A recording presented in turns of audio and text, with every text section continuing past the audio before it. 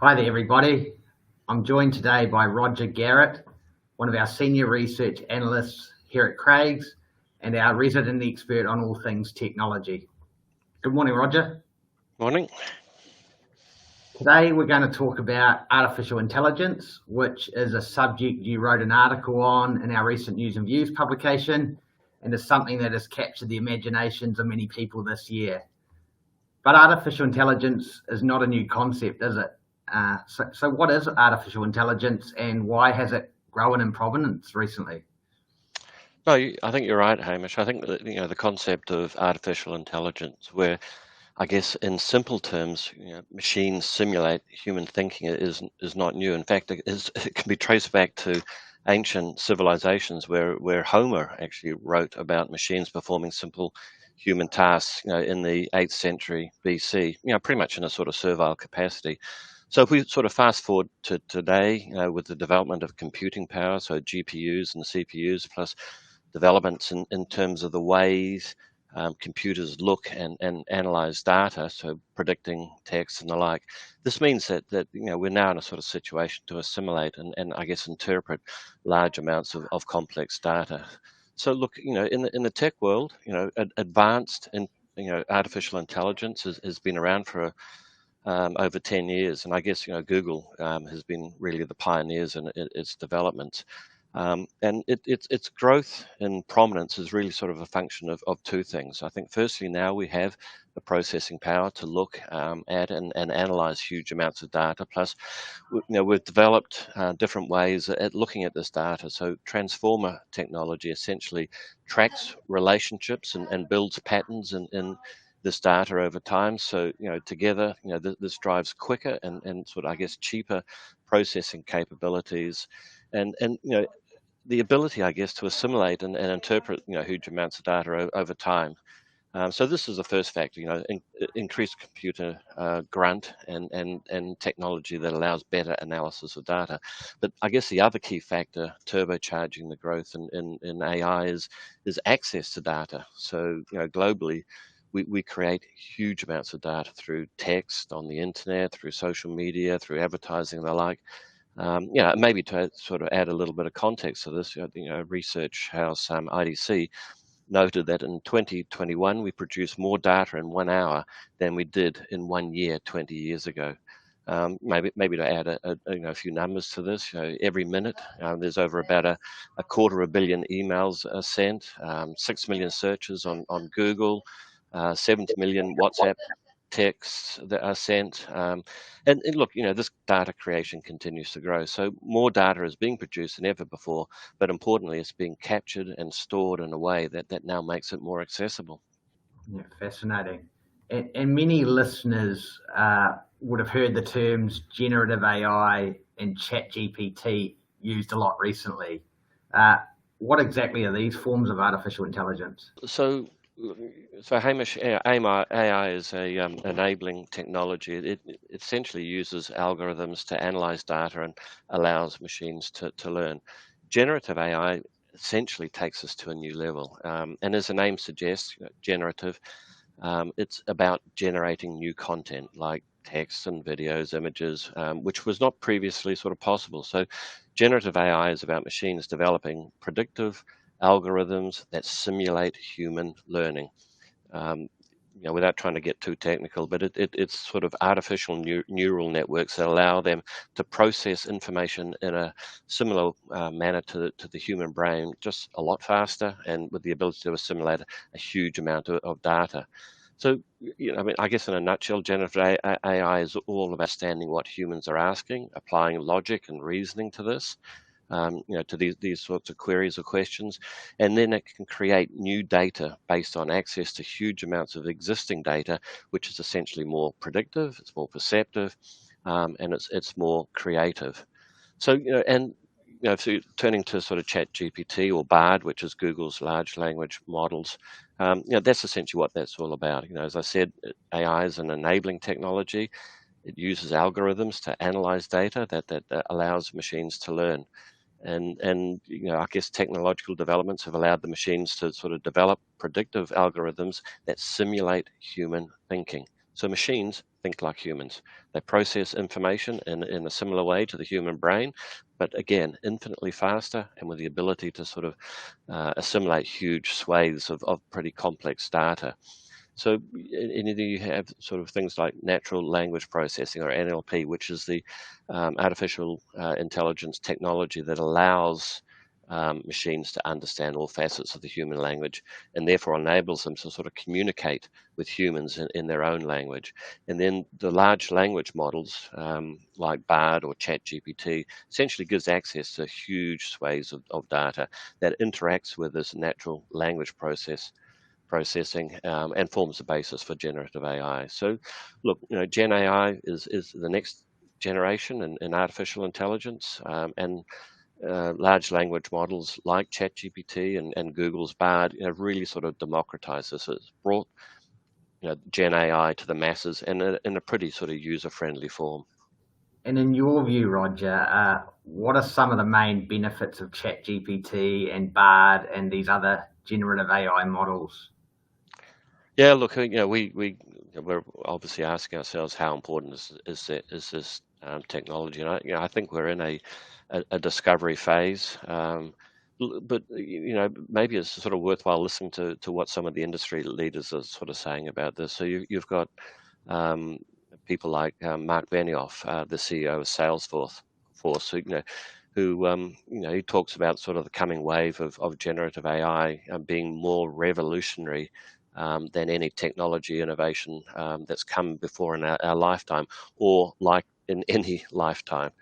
Other CEOs like Tim Cook from Apple, tends to be a bit more measured in his comments, but he thinks that the opportunity is huge. And Satya Nadella, CEO from Microsoft, thinks it's the biggest thing to happen to Microsoft since he's been at the helm. So some pretty important endorsements, coming from some big industry hitters. But there may be an element of self-interest there. So, but we're also seeing similar sort of comments by independent industry experts. And if you just have to look at the last earnings season, I mean, many of the companies, both in terms of those that are providing the service, but those that are intend to use it, have talked about the transformative nature of this technology. So who benefits? Well, I mean, I think at a very high level, a macro level, initial studies, suggest that the benefits to global growth are potentially huge. One research house suggested it could add up to 15 trillion US dollars to world GDP. That equates to about 1.4% per annum to GDP growth over the next 10 years. And this is largely through sort of improved productivity, but also through new innovations.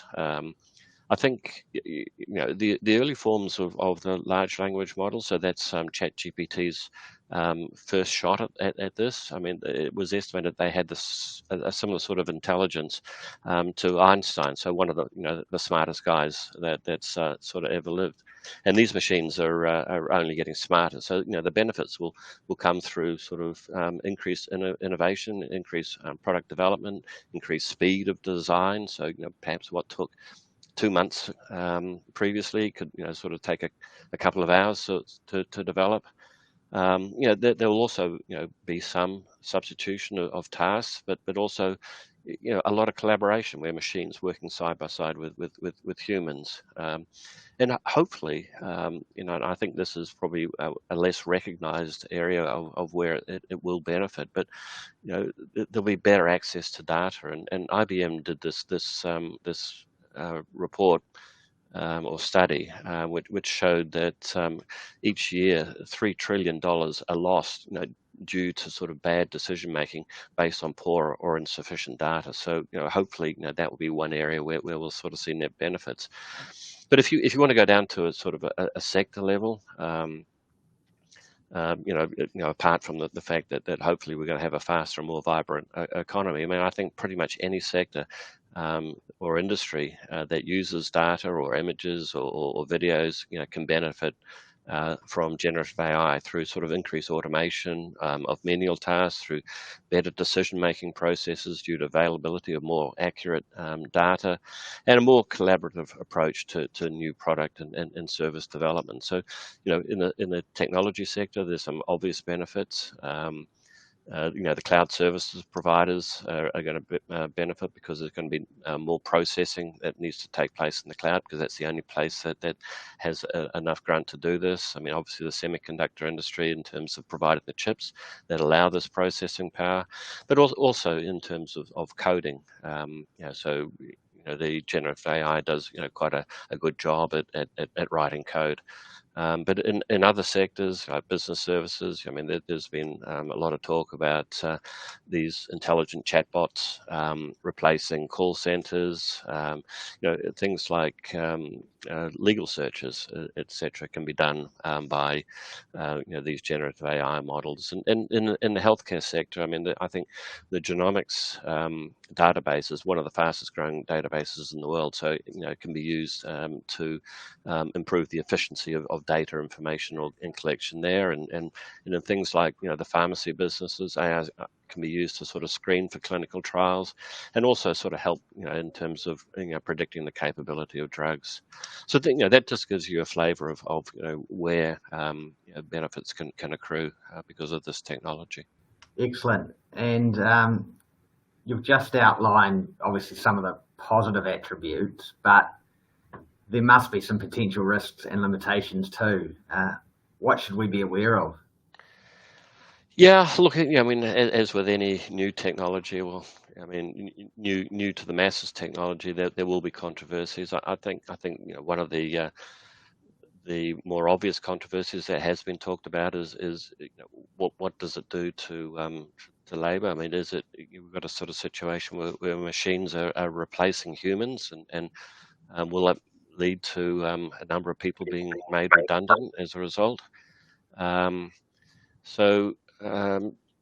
think most studies conclude the answer to that is no. Rather, it's going to be sort of a more augmentation sort of role rather than a replacement. And McKinsey did a pretty big study on this, and they concluded that perhaps activities rather than jobs would be replaced. So that's one controversy. I think initially when ChatGPT was first launched, there were concerns over content accuracy, essentially sort of machines delivering wrong information and doing so with a huge amount of confidence. I think that's probably improved. Certainly, there's been more reference to data sources, and I think that's probably a sort of positive development. There still seems to be a little bit of bias, so you can ask a similar style of question in a different way and get a different response, and that's probably something that's still seen as an area for improvement. Perhaps another area where there is concern is in intellectual property. So there may be sort of some concerns by enterprises that generative AI can be used to create content that infringes intellectual property or copyright laws. Particularly if the model is trained on a data set of copyrighted images, and these images are used to generate new images. And that may be a bit of a headwind. Many enterprises may sort of hold off on adopting Gen AI until the regulations have sort of come up to speed, because there's a potential minefield here associated with breaching copyright law, and with regulation that tends to sort of follow sort of I guess new developments. It's sort of a little bit like the horse and cart after the Lord Mayor's show. But again, we don't know how regulation is going to respond to these developments. And then I guess there are other sort of factors around sort of fraudulent use. We've all heard about sort of these deep fake uses of Gen AI, where they basically sort of impersonate people. So that could be a potential, or is a potential problem in social media, and that's something obviously that needs to be sort of addressed.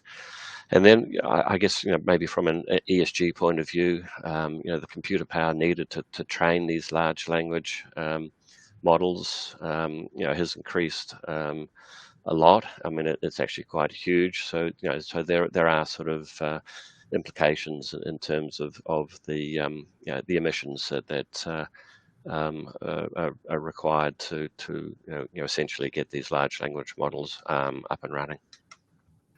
Okay, and finally, how can investors who are interested in artificial intelligence gain exposure to this exciting theme? You mentioned earlier some of the sectors or the industries that may benefit, but what companies specifically stand to benefit from this? Yeah, sure. Yeah. Look, I mean, I think initially, anyway, we think that the key beneficiaries are companies that provide the hardware or the chips to either train the large language models, so that's essentially feeding the models data, or involved in the ongoing sort of self-training. And so you've got in the initial training, you've got companies like NVIDIA, which is sort of seen a massive boost to revenues now as some of the data centers or hyperscalers gear up for increased computing power. So NVIDIA, ASML is another one which is potentially a sort of beneficiary. And then you've got the sort of the cloud service providers or the hyperscalers that are going to provide the computing grunt. So Amazon Web Services is an obvious one, being the largest player in the sector, but clearly Google Cloud and Microsoft are also sort of involved in that side. In terms of search, I mean, obviously Google the largest player, and Microsoft the sort of budding pretender, I guess, but certainly one of the leaders in terms of the rhetoric and in this sort of large language model development. But I think the way search is going to develop is going to change, which increases I guess the revenue earning capacity from advertising for those ones. So those are three sort of key areas. And then you have some sort of the tech companies that provide services, and these companies have been using AI on their existing platforms, and essentially all they've done is just add generative AI capabilities to improve the overall experience. Basically improve the capabilities and the innovative sort of characteristics of their existing products. And so you've got companies like Adobe and Salesforce, which are very much sort of at the forefront of that.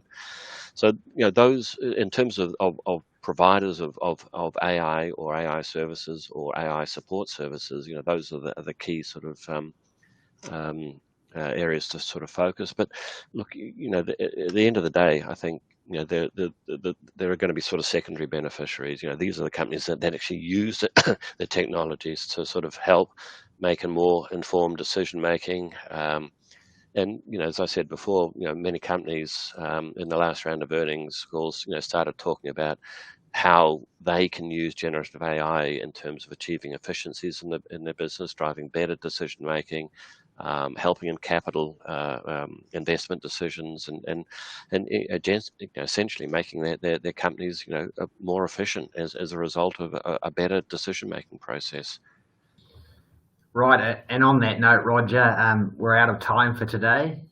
Many thanks for sharing your valuable insights, and we'll all be watching the development of this technology with keen interest. Okay, no, thanks, Hamish.